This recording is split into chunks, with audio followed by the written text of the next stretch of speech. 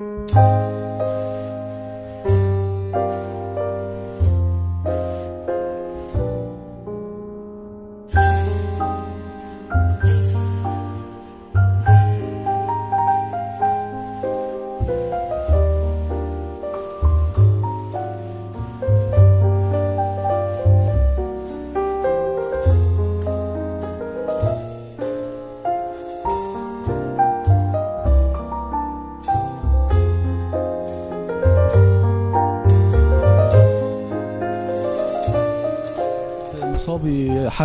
حالات التسمم، كنا عايزين نتعرف على حضرتك.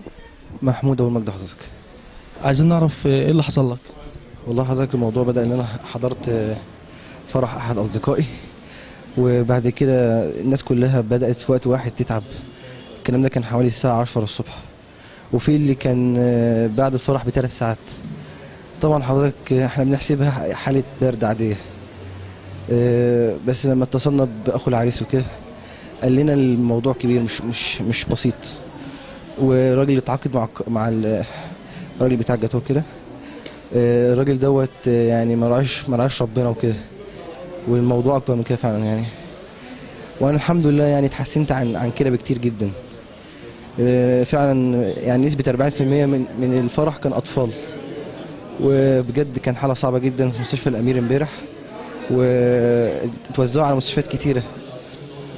الحمد لله حضرتك، الحمد لله كل شيء يعني احسن من امبارح. الناس كلها كانت تعبانه جدا حضرتك. بحمد ربنا طبعا على كل شيء، وبشكر حضرتك عشان حضرتك اهتميت وجيت صورتنا. واحب اقول يعني اوصل رساله للحكومه وكده، يا ريت الناس دي ما حدش يسيبها، لان ممكن كان الاطفال دي تموت. الكبار مش مهم، كان في اطفال اقل من 12 سنه، وبجد حالتهم كانت صعبه جدا. كان مستشفى الامير امبارح كانت مرميين، كان مش لاقيين سراير وكده. بس الحمد لله توزعوا وربنا ستر الحمد لله. الف سلام عليكم. عادل عبد العزيز. عايزين نعرف ايه اللي حصل في الفرح. احنا كنا في الفرح عادي وكل حاجه تمام، في جت فاكر الاستراحه كان جاتوه عادي زي اي بني ادم. بس بعد كده بعد ما روحنا، انا اصلا شغلي بعد بالليل، فانا بعد ما رحت الشغل كان جسمي تعبان وكده، فقلت جايز يكون مثلا من جهد الفرح وكده، فروحت على طول يعني. روحت نمت، صحيت جسمي كله متلج وجسمي كله وجعني وبطني وجعاني وصداع.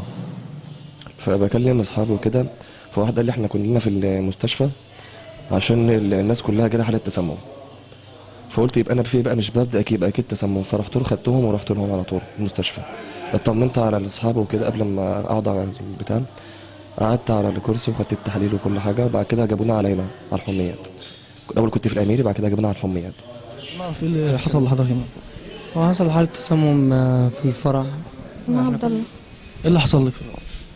جوزي راح جاب جاتوه، وبعد الجاتوه جالنا مغص وسخونية جامدة وتعبنا جامد، بس وجينا على المستشفى. الدكتور قال لك ايه؟ تسمم من الجاتوه، عندي حالة تسمم من الجاتوه. من الجاتوه؟ اكيد الدكتور اكد ان هو من الجاتوه؟ ده لان المستشفى كلها وغير المستشفى ديت كذا مستشفى، الاميري والآل سليمان والمبرر. الف سلام عليكم. وكل واحد اتحطت قدامه حته جاتوه ومشروب، اكلناه. وبعد ما روحنا التعب ما بانش في ساعتها.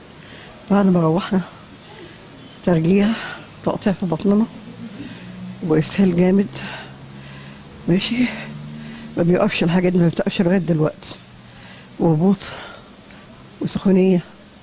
كلنا نفس الحاله، انا وابني هنا في المستشفى وناس كتير هنا وجيراننا كبار واطفال، كلنا بنفس الحاله. الدكتور قال حاله تسمم، الدكاتره قالت دي حاله تسمم غير عادي، لان كلنا كنا بنموت حقيقي، كنا بنموت. ربنا يتأمل. الف سلام عليك. عايزين نعرف ايه اللي حصل. احنا رحنا فرح وعادي، والجاتوه اتحط، كلنا الجاتوه يا دوبك روحنا البيت. المغص بيسال بترجيع بحراره 40. رحنا امبارح مستشفى الاميري طول النهار بيعلقوا محاليل، فقالوا لنا لازم تروحوا الحميات لان تسمم غذائي. بس شكرا في احد المصابين، حضرتك عايزه تقول ايه؟ انا عايزه اوجه كلمه لمحافظ بورسعيد، ان هو لازم يكون مسؤول عن كل الاخوان اللي في البلد، لان هو السبب في اللي احنا فيه ده كله، لان المسؤول عن اللي حصل دون واحد اسمه الشيخ محمود صاحب المحل، وهو كان السبب في تسمم اهلي كلهم وكل افراد الفرح، وفي ناس كتير قوي اتسممت من غير الفرح. قصدي بقى لاهل بورسعيد، دي مجزره تانية من مجازر الاخوان، انا بتهمهم بكده. شكرا. اللي حصل ان هم راحوا فرح يوم الجمعه في نادي الغزل، فرجعوا من الفرح تعبانين وبطنهم عندهم مغص، فقلنا برد مش عارف لا تكييف، وديناهم، الموضوع زاد عليهم وديناهم المستشفى، راحوا الاميري اخدوا ادويه من هناك وتحاليل ومطهر معوي، وقال لك خلاص كده تمام، ونروح طول الليل سخونيه برضه نفس الوضع وكده، وجينا عليهم على الحميات النهارده الصبح. الدكتور قال لك ايه؟ الدكتور قال لك يعني اكلوا حاجه مش نظيفه او حاجه فاسده او حاجه، من ساعتها وهم زي ما انت شفت كده. كل افراد العيله موجودين؟ يعني عندي مراتي واولادي واخت مراتي واولادها وحماتي، وفي اكتر من 8 حالات في العماره، وفي اكتر من 25 حاله في ال سليمان، وفي حالات في مستشفى بور فؤاد، كل ده تبع الفرح، في مستشفى بور فؤاد وفي الحميات، وفي التضامن بتاع الدي جي نفسه. الف سلامه عليكم.